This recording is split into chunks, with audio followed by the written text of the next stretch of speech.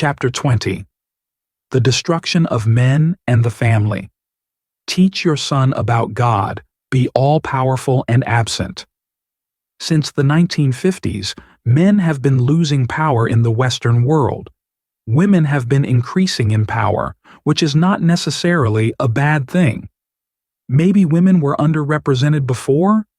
But what has happened throughout this balancing of power process is that we now have reached a point of marginalization of the father, lack of strong men, and in several family cases no fathers at all. Women are now wondering, where have all the men gone? The father role has been marginalized mostly by the empowerment of women by 1. Women taking on the masculine role of work, 2. The welfare state, 3. The divorce laws, family laws, child laws, and sex laws that favor women and give men almost no rights, 4. Even TV sitcoms where the dads are bumbling idiots. This list could go on, but there are several attacks on strong men and fathers, and it's reached a point where A. There are almost no strong men or fathers left, and B. If you are a strong man or father, there is disrespect, name-calling, and even hate. Think of what has happened to Donald Trump since he got into the White House with violent public beheadings of Trump dolls by vindictive social justice warrior women televised on TV. I thought this was America, not Islamic Jihad where enemy prisoners are beheaded on TV for intimidation. The crusade to make women equal and more powerful has had a negative and backfiring effect where patriarchy has become the enemy. And there is now a public witch hunt to destroy patriarchy and eradicate strong men in general in favor of matriarchy and female empowerment. Patriarchy is a word I heard in college when I dated a girl who took courses in gender studies. I also had a female friend in gender studies, and the university was a place where empowered women would walk around blaming their problems on the patriarchy. Everything bad in the world apparently came from the patriarchy. The word patriarchy is of Greek origin, coming from pater, meaning father, and archi, meaning ruler. This is like the 16-year-old teenage boy who blames all of his problems in life on his father. Our society is now the badly behaved teenager who is blaming all of life problems on dad and the patriarchy. The popular public and media reaction to Donald Trump as the president is a perfect example of the popular narrative being so anti-patriarchal that it is mind-boggling. The media was actually playing up the "not my president" movement, which doesn't even make sense. He is the president. He won. That's it. There is no opinion after the election. In Russia and China, rising countries and rising powers, Trump is respected and loved by the people. Those countries are on the upswing of history and are growing more powerful. America, on the other hand, is on the downswing, heading into decline, and Donald Trump was the strong man chosen to clean up the mess. However, the popular narrative and media in the USA are attacking the patriarchal ruler with all of their female empowerment might. When a society is rising, it rises from violence and patriarchy. When it falls, it's from pacifism and matriarchy. Patriarchy has been the structure where men have ruled the family and ruled society throughout history because men were the leaders and protectors of their tribes against danger and were in charge of the survival of the group against 1. The elements, 2. Starvation and death by lack of food, 3. Violence or attacks by other tribes, 4. Violence or attacks within the tribe, 5. Protection from predatory animals, lions, tigers, and bears, 6. They were the best hunters and later farmers and later workers in the industrial age who made all the money and the women did all the housework, 7. They were decisive and aggressive in making choices about what to do next in the tribe, and 8. They did not have to leave their leadership posts for child rearing or family responsibilities as women have to if they have to make the binary choice of family versus career. Both cannot be done well, And women are struggling with this idea today in the modern world by freezing their eggs until 40 so they can have a career and a late family. Men weren't really the enemy. They were fellow victims suffering from an outmoded masculine mystique that made them feel unnecessarily inadequate when there were no bears to kill. Love it or hate it, patriarchy functioned for a long time in history, especially when the tribe had its survival threatened. Even today in the USA and Russia, I would argue that Donald Trump and Vladimir Putin as rulers come from a population that is feeling threatened in its own survival. So the population has chosen strong men and rulers to be the patriarch of the tribe through hard times. When times are good, we want mom in charge. When times are bad, we want dad to fix our problems. Things are getting tough, so we have called out to our dads, Putin and Trump, to come in to fix the hard problems. In the medieval days, the serfs, the working class, would work the land, the forest, the mines, and the farms in exchange for protection from the king or the lord. If a band of hostile Vikings were to invade or raid the land, the serfs would flee into the keep or the castle for protection, and the strong man king would protect them. Survival in hard times has always come from strong men in power who could physically protect the tribe from violence or other threats. In an attempt to equalize the sexes and bring more power to women, I would argue that we have completely marginalized the fathers of society. Doing so has brought about some destructive side effects. Boys without fathers are more likely to end up in jail from lack of discipline. Fathers often must take the role of administering discipline in the home. I have seen this firsthand in my own divorced family when my mother kicked my father out. No one was left to discipline my younger adult brother who would scream at my mother, not pay his rent, and fail to pay his loans to her. If dad was around, someone would be around to fight back. Boys learn sexuality and how to treat women from their father. Those boys who did not have a father at home did not have that sexual role model to learn their sexuality and thus can struggle to establish their own heterosexuality. Young men learn their sexuality from their father and learn to treat women in the same way that their father treated their mother. Boys without fathers have a harder time finding their footing in life. They have no direct mentor who cares about them, and they don't learn about male tactical virtues such as strength, courage, mastery, or honor. These are things that their father needs to teach them. If there were more fathers in society left, I would not have to write this book, which is filling a gap for fatherless men, myself included. I have a father, but a marginalized, divorced father whom my mother banished from her home.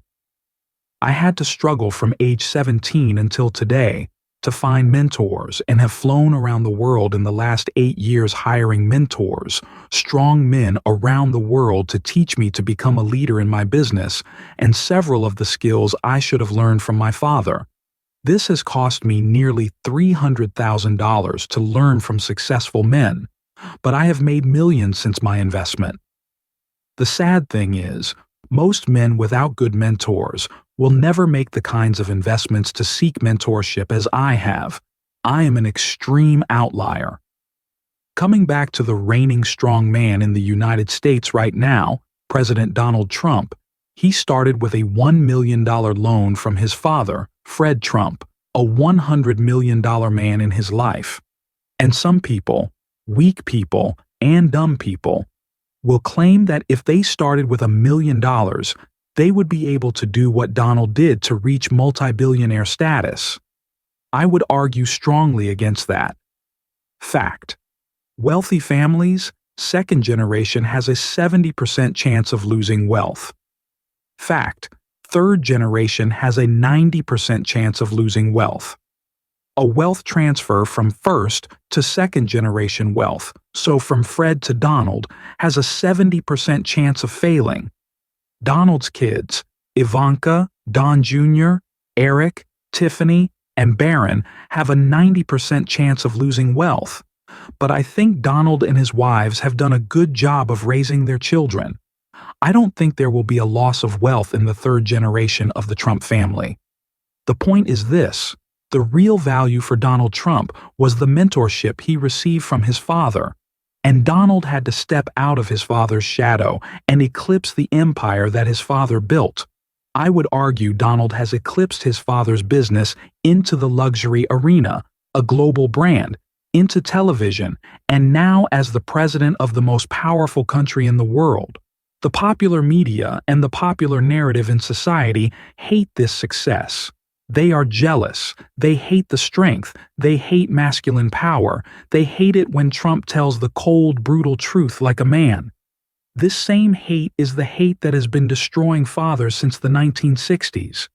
It's a very dangerous force and a dangerous emotion to have in our society, and it destroys the basic fabric of society, which is the family. The truth will set you free, but first it will piss you off. Girls without fathers are in an equally bad position, or perhaps worse position without fathers. Girls without fathers face a myriad of problems in life. They statistically are more likely to become strippers, prostitutes, sluts in school, or girls with daddy issues who either stay with an abusive guy or psychologically seek a man to abuse them. Yes, that is a real thing. If women are abused when they are young, they seek abuse later in life from their lover because it's normal to them.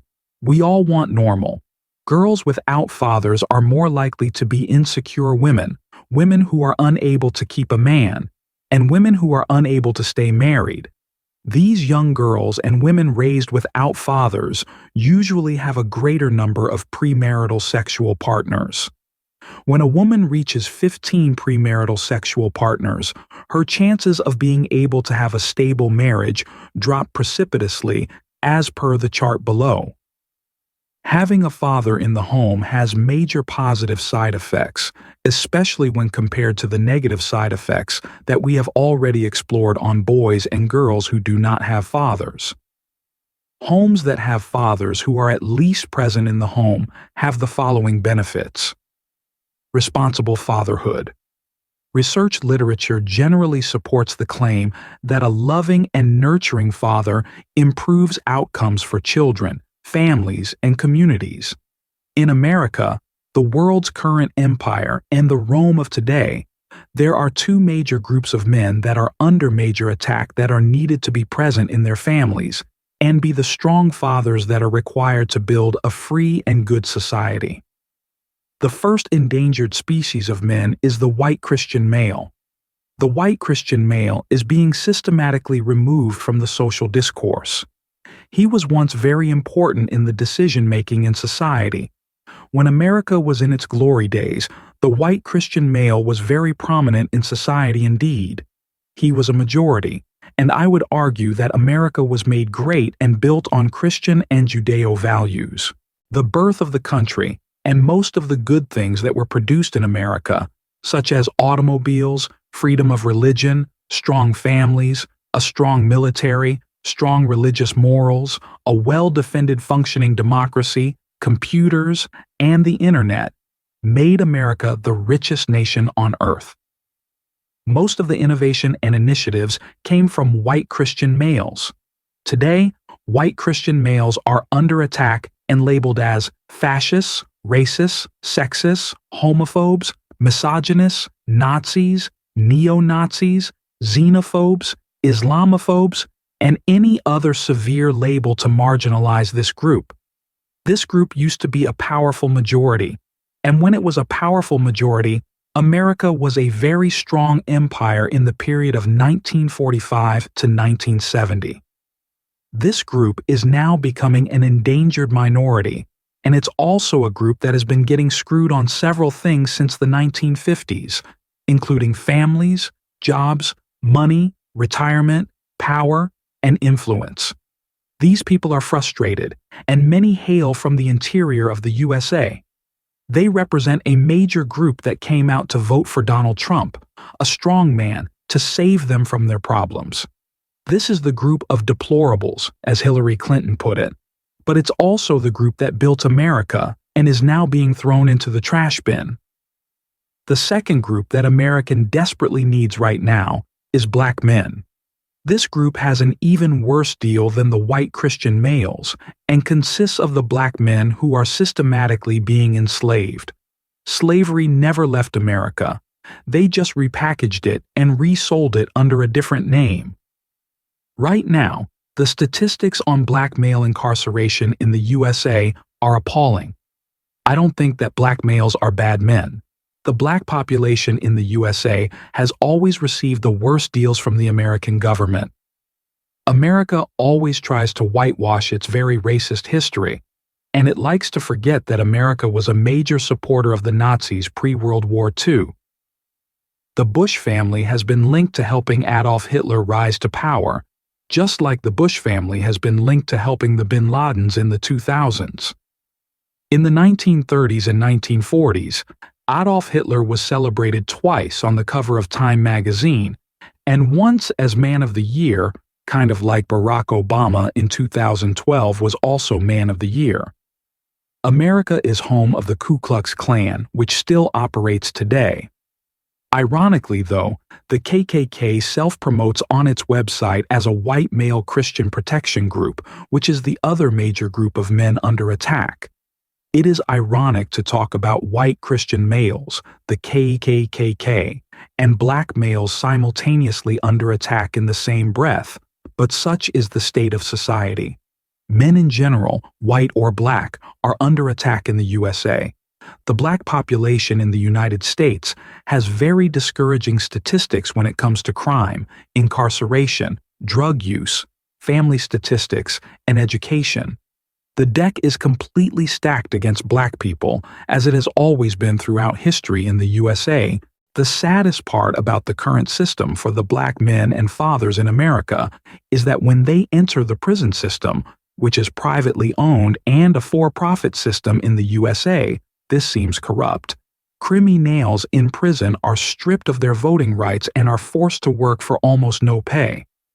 This is exactly the same as pre-Civil War slavery, in which black men could not vote and had to work for almost nothing, and ironically, were still bound in chains.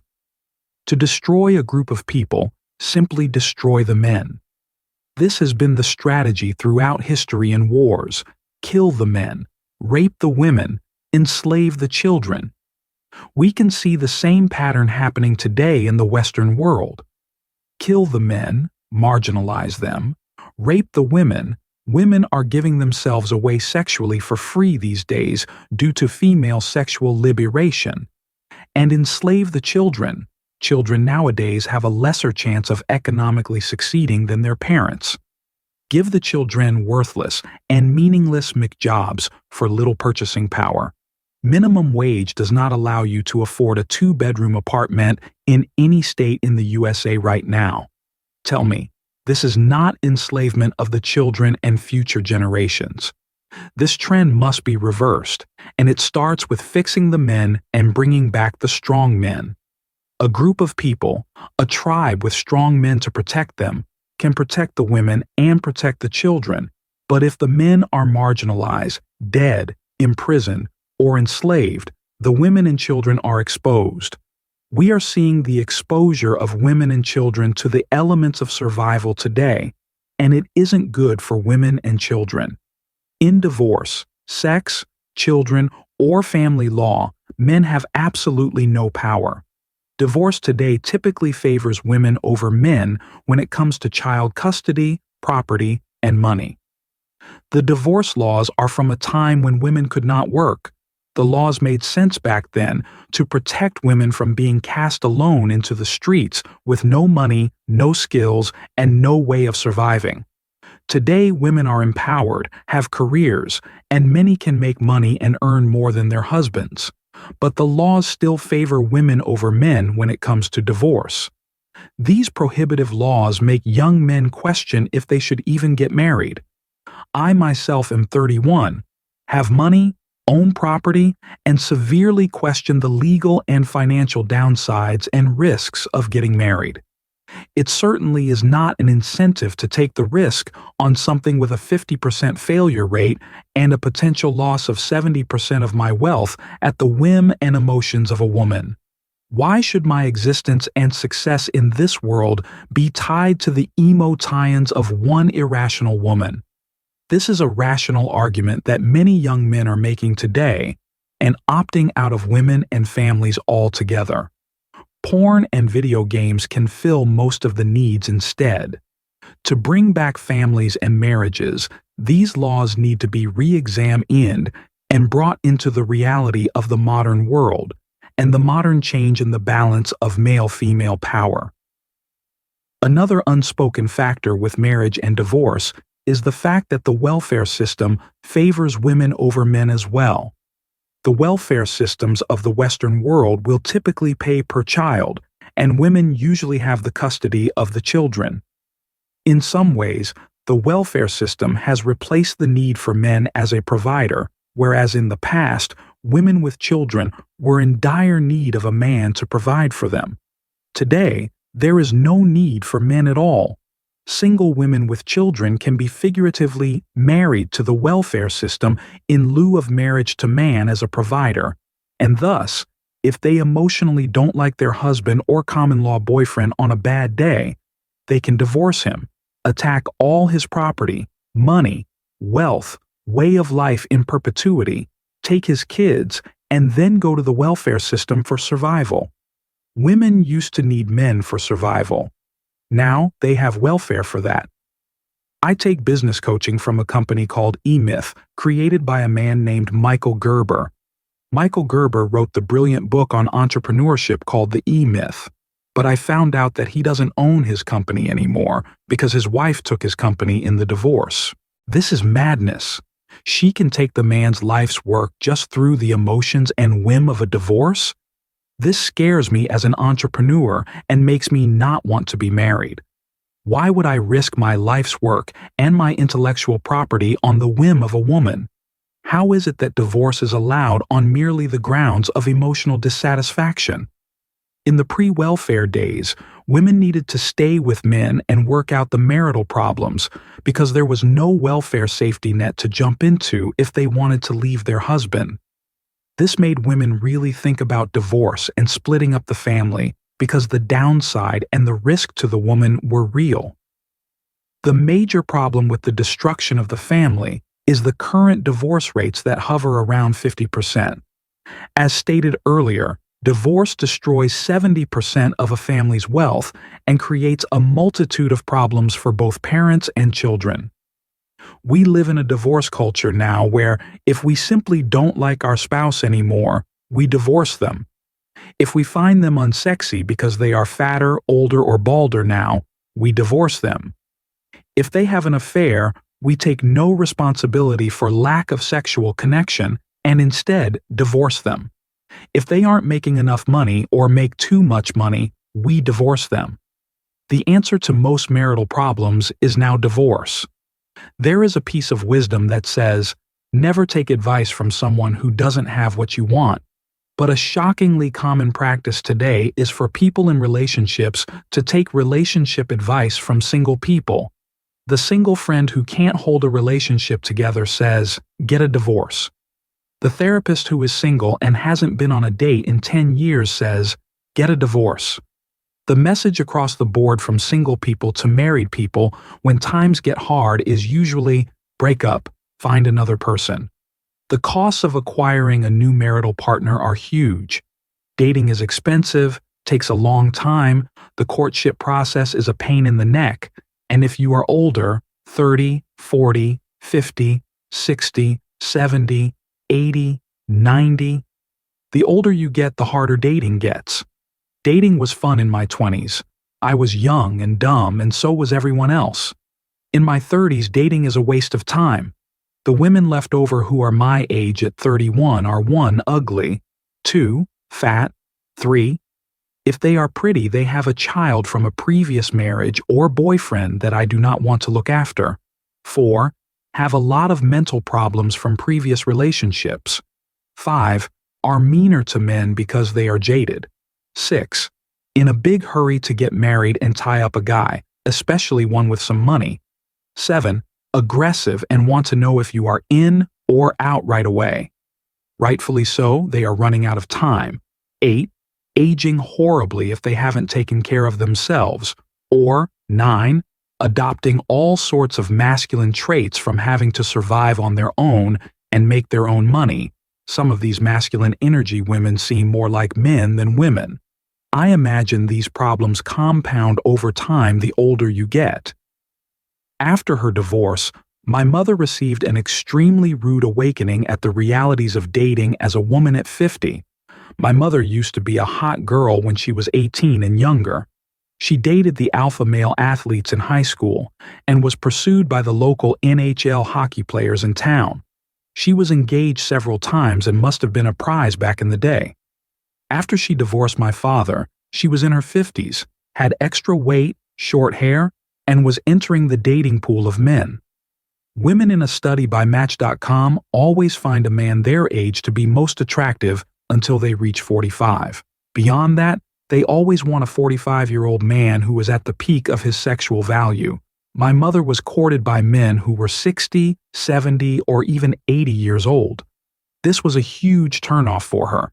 She was also courted by men younger than I was, who were 23 and wanting some sexual experience from an older woman. The men her age, the peak sexual value of late 40s, were 1. Happily married, 2. Dead, 3. Gay, or 4. Chasing young 20-year-old girls in a midlife crisis. My mother didn't do the sexual math prior to divorcing my father. My father, on the other hand, is 6'2", Swedish descent, handsome, in shape, charming, and fun to be with. He immediately got a woman just like my mother. In fact, his value in the dating market was very high in his late 40s. I would go for lunch with my father, and the 22-year-old waitress would hit on him with his silver hair over me, a young man her age. My father also was a pilot who would take his girlfriend flying in his plane, and he owned a sailboat. It all seemed very romantic. Since his divorce, my father has been with the same woman exclusively for more than a decade. This woman is almost identical to my mother, my father's long-term love. She is the same socioeconomic background, lives in the same part of town where my mother lived, is a resource teacher like my mother, has children like my mother, decorates her house in an eclectic way like my mother, shops at the same stores as my mother, and, ironically, bumps into my mother at teacher conferences. My father was rejected from one reality for not providing enough money and support to the family. But at his peak sexual value, he was able to simply get another woman that he wanted and continued with his life living out the same patterns he had before. My mother, on the other hand, divorced my father, lost a lot of her wealth and assets to him, has been single for 12 years, has tried dating but is experiencing the cruel reality that women peak in sexual value at around 20 years old. In her late 40s, 50s, and now 60s, her sexual value has dropped precipitously. A woman trying to date in her mid-40s and 50s experiences the same dating hardships that a young man in his 20s faces. She has little or no value in the sexual market. For a 20-something man, the women his age want older, more established men. Women in their 40s and 50s find that the men in their age pool want younger and more beautiful women. Men increase in value from age 20 towards 45. Women decrease in value from age 20 towards 45. Divorce is not good. No one really wins except for lawyers and realtors who profit off disaster. It's difficult to reverse a culture that has mechanisms in place to support divorce like welfare and the divorce laws that protect the economically weaker person to pillage the economically stronger person imperviously with no penalty. As I type this, it has been 12 years since my parents' divorce, and part of me sees the reality for what it is and accepts it. The other part of me wishes they had just stuck it out and worked on their problems. No one won, everyone lost, and this is how we live in this modern world of divorce. 50% of our families lose in every way, and I don't think it has to be this way. All it takes is a change in mindset to go back to the values that we previously held in the 40s, 50s, and even the 60s. Part of the issue with divorce today is that there is no support system for marriage. Previously, churches and religions provided maintenance systems for marriages, as well as access to a peer group of married couples who gave the message, "figure it out," or "fix it if it's broken," instead of the current sea of single people saying, "get a divorce." But with the decline of churches and religion and support systems for marriages, the future does not look good for marriage statistics because today's culture is openly hostile to marriages through pop culture, adultery websites like ashleymadison.com that encourage cheating, and even Facebook or Instagram or Tinder and other social media, where it's easier than ever to start an affair or get attention from the opposite sex. Child support is another major part of divorce that men lose on in a big bad way. Typically, men lose the children to the woman in a divorce or separation, but they are expected to pay fully through child support. This leaves a strange situation because the laws surrounding this practice were originally intended for a time when women could not work, and these laws were to protect an unworking woman stuck with the kids and to punish a man who would cast his wife and family out into the streets. The reality today is that women work, and women can abuse this law to maliciously hurt their ex-man, take the kids, and force him to pay for years. These child support policies also need to be re-examined and revised for the modern world if they are to persist with the current culture and attitudes around marriage and divorce today. The current laws also work to destroy the fabric of society. The nuclear family with a mom, a dad, and a few kids is the basic atom of our society and the fabric that makes up what we are as a nation and group of people. Destroy the family, you destroy the nation. Destroy the father, you destroy the family, because the children, the next generation, end up living much harder and baseless lives than necessary. Policies, laws, attitudes, and general popular idea that we don't need dad or dad is unimportant to a family are false, dangerously false. But we live in a world that thinks it doesn't need a dad. This destroys our current youth and future youth, which make up the future people of our country. The weak men and weak ideas that we have prevalent in our societies today come from an elimination of fathers, masculinity, and discipline from the basic unit of society, the family. We now leave everything up to the state. State-run daycare, state-run schools, state-run prisons. The state now serves as a figurative husband to single women with children living off the welfare system. The state is so powerful and almighty that it has become its own religion, its own God, eclipsing the religions that used to provide proven paths on how to live a successful life. These guideposts are gone now, and we will be entering hard times to try to find the principles that have worked throughout history again at some point.